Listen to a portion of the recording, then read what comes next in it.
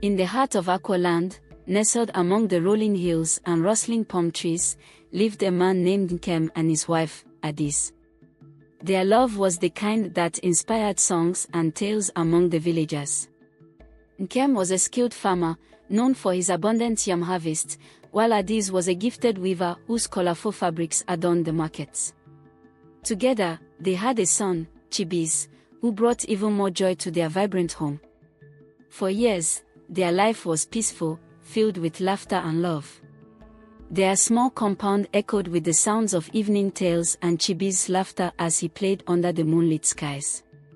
But as the seasons turned, a shadow began to creep into their idyllic lives. One fateful day, a woman named Amora arrived in the village. Her beauty was mesmerizing, her voice sweet as honey.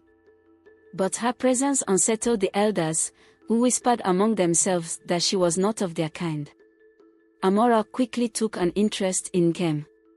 She would linger at the market where he sold his yams, her gaze lingering longer than necessary. At first, Nkem brushed off her attention, returning home each evening to his beloved Adaeze and their son. However, Amora was no ordinary woman. She sought the help of a powerful dibia, a man skilled in the dark arts, to cast a spell on Nkem. Slowly, he began to change. The once loving husband became distant, spending more and more time away from home. Adaeze's heart ached as she saw the man she loved slipping away. Rumors swirled through the village. Women whispered about Nkem's absences and the time he spent with Amora. Adaeze, ever hopeful, tried to rekindle their bond. But her efforts were met with cold indifference. Then, the unthinkable happened. Amora announced she was carrying Nkem's child. Adaeze's world crumbled. Grief-stricken, Adaeze fell gravely ill. Her once radiant face grew pale, her body frail. Neighbors tried to comfort her, but no words could heal the pain of betrayal. On the very night Amora gave birth to a baby girl, Adaeze's life ebbed away. Her sister, Ojeki, arrived the next morning to find Chibize sobbing beside his mother's lifeless body. Swearing to protect him, Ojeki took Chibize into her care. Amora named her daughter Nkeruka, meaning, the future is bright. But Nkeruka's future was anything but bright. From a young age, she displayed troubling behavior. She was violent, her tantrums destructive. By the time she was 10, she had a reputation as a thief, stealing from neighbors and causing havoc in the village. Desperate, Amora sought help from the same dibia who had ensnared Nkem. But the dibia refused, his expression dark. "This child is not tormented by ordinary forces," he said. "Take her to a more powerful healer." Amora and Nkem traveled far to consult an elder known for his wisdom and spiritual insight. The elder's verdict was chilling. "The spirit of Adaeze resides in this girl," he declared. On the day Nkeruka was born, Adaeze's soul entered her. "It seeks justice."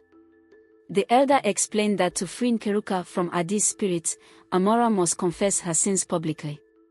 She had to reveal all she had done, naked, at the village's central market. If she refused, the spirit would torment her daughter until death. Amora resisted, fearing the shame. But as Nkeruka's behavior worsened, she had no choice. On the day of the confession, the entire village gathered at the market square. Amora, trembling and ashamed, stood before them and began her confession. She revealed how she had used dark charms to steal Nkem's love and cursed Adaeze to her death. With every word, the crowd's murmurs grew louder. As Amora finished, a chilling wail escaped her lips. She collapsed to the ground, her body convulsing. Her beauty faded in an instant, replaced by a haunting madness.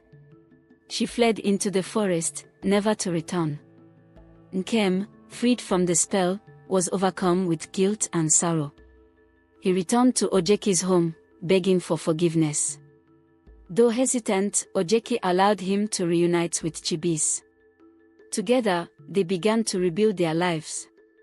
Nkeruka, now free of Adaeze's spirit, became a changed child.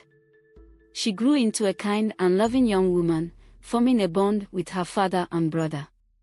The family's healing was slow but steady, their story a testament to the resilience of love and the power of justice. To this day, the tale of Nkem and Adaeze is told in the village, a cautionary story about the dangers of temptation and the enduring strength of a mother's love.